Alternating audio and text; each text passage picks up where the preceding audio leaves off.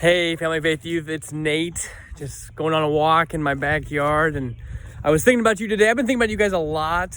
The past few weeks, I've been really missing everyone and missing being able to get together on Sundays and missing being able to get together on Wednesday nights. And just wanted you guys to know that actually I do miss you guys. We're so excited to come back. I think when we do come back to church, we're gonna have some sort of big party or something awesome for Wednesday night and even for Sunday morning. So have that to look forward to. I don't know what it's going to be yet. It's going to be cool. It always is cool. Everything we do is cool.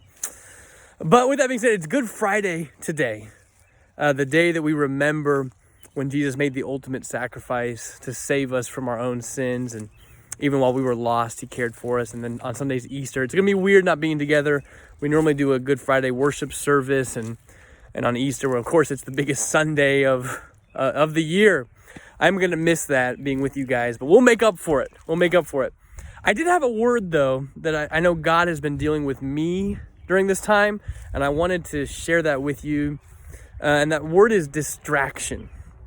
I've been home more than I normally am, and I'm kind of bored, and I think maybe you guys can relate to that, a little bit bored, and I just feel like I was just seeking out distractions to try to ease this boredom that I felt. So I was just feeling bored, was on my phone too much, was on computers too much, or watching too much TV, or all these sorts of things, I know I was guilty of. And I felt God come out and say, Nate, you're too distracted.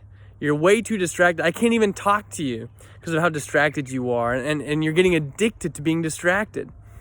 And I honestly think that's one of the ways the enemy tries to attack us is, I think one of his best weapons is, hey, especially for teenagers, especially for today, whenever you can get so distracted just with your phone, that I really do feel like he was trying to tell me, Satan is using this as a way to distract you and to, you have the sunlight coming in, and to destroy what I'm trying to do in your life. And so I know God said, Nate, I want you to get rid of the distractions.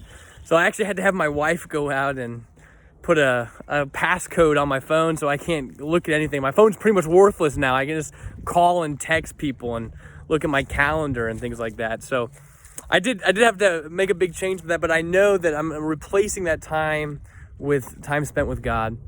And I do think the enemy thinks that, hey, I know they're saved by faith and by the grace of God, but if I can distract them, I can hurt their relationship with God. And I can help make sure they don't grow by just making sure they're always distracted.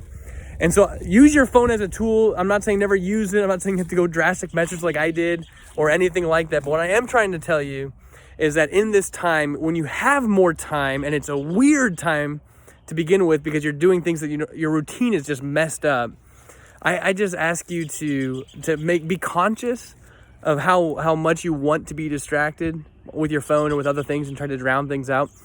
And instead just replace some of that. It doesn't have to be everything, just some of that with time spent with God, whether that's in prayer or whether that's in his word, or whether that's doing good or being conscious of doing something for God, whether that's obeying your parents or being quick to do something nice for them or your siblings or whatever it is that you're dealing with, or reaching out to a friend who needs help, even if you might be fighting with them a little bit.